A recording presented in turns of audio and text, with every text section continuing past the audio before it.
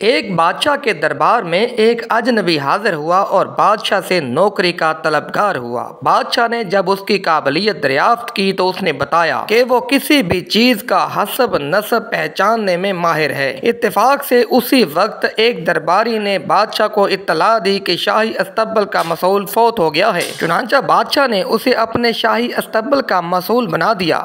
کچھ دن بعد بادشاہ نے اس شخص سے اپنے سب سے عزیز گھوڑے کے بارے میں دریافت کیا تو اس نے کہا کہ بادشاہ سلامت، یہ گھوڑا نسلی نہیں ہے۔ بادشاہ نے وہ گھوڑا بڑا مہنگا خریدا تھا۔ چنانچہ بادشاہ نے اس شخص کو حاضر کرنے کا حکم دیا جو دور کہیں جنگل میں گھوڑے سدھانے اور سدھا کر بیچنے کا کاروبار کرتا تھا۔ بادشاہ نے وہ گھوڑا اسی سے خریدا تھا۔ جب وہ شخص حاضر ہوا تو بادشاہ نے اس شخص سے کہا کہ تم نے تو مجھے یہ گھوڑا اصیل اور نسلی کہہ کر بیچا تھا، لیکن مجھے پتا چلا ہے کہ یہ تو گھوڑا نسلی نہیں ہے۔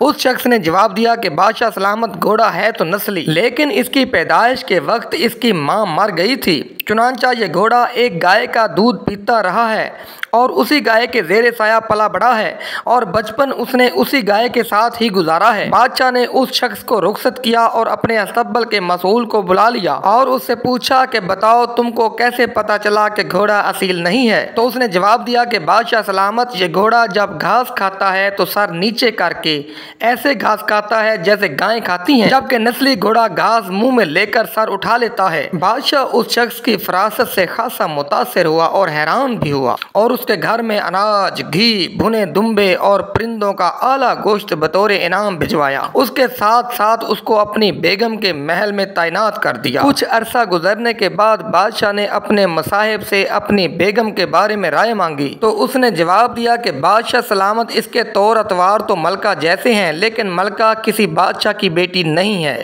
یہ سن کر بادشاہ کے پیروں تلے سے زمین نکل گئی، کیونکہ اس کی بیوی ایک بادشاہ کی بیٹی تھی۔ بادشاہ نے اپنے حواس درست کیے اور اپنی ساس کو بلا بھیجا اور معاملہ اس کے گوش گزار کیا۔ بادشاہ کی ساس نے اسے جواب دیا کہ حقیقت یہ ہے کہ تمہارے باپ نے میرے میاں سے ہماری بیٹی کی پیدائش پر ہی اس کا رشتہ مانگ لیا تھا، لیکن ہماری بیٹی 6 ماہ کی عمر میں فوت ہو گئی تھی۔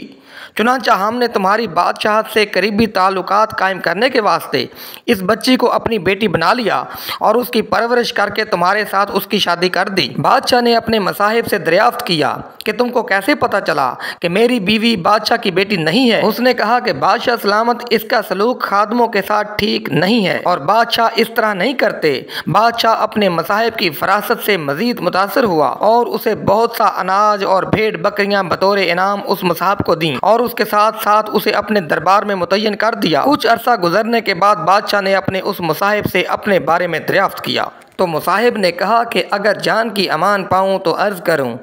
بادشاہ نے اسے جان کی امان کا وعدہ کیا تو اس نے کہا کہ تم ہو تو بادشاہ، لیکن نہ تو تم بادشاہ کے بچے ہو اور نہ ہی تمہارا چال چلن بادشاہوں کے جیسا ہے۔ یہ سن کر بادشاہ کے پاؤں کے تلے سے زمین نکل گئی۔ غصہ تو بہت آیا، لیکن جان کی امان دینے کا وعدہ ہو چکا تھا، اس لیے چاروں ناچار غصہ پینا پڑا۔ چنانچہ بادشاہ نے اس گتھی کو سلجھانے کا فیصلہ کیا اور اپنی والدہ کے محل جا پہنچا تاکہ پتہ چلے کہ اصل ماجرا ہے کیا۔